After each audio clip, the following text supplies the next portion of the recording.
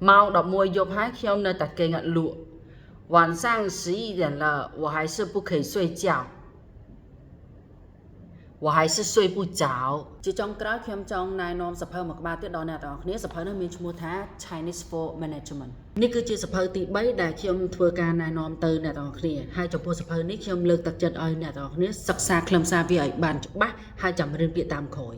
ព្រោះសភៅហ្នឹងផ្ដោតទៅលើជំនាញក្នុងការគ្រប់គ្រងបណ្ដុះគំនិតភាពជាអ្នកដឹកនាំនិងការដោះស្រាយបញ្ហាមេរៀននីមួយៗឆ្លុះបញ្ចាំងពីទស្សនវិជ្ជានិងកាតព្វកិច្ចភាពជាអ្នកគ្រប់គ្រងរបៀបជំរុញស្មារតីក្រុមការសម្របសម្រួលតំណែងតំណងក្នុងក្រុមថ្នាក់ក្រោមហើយនិងថ្នាក់លើសភៅនេះទើបតែ release នៅពាក់កណ្ដាលឆ្នាំ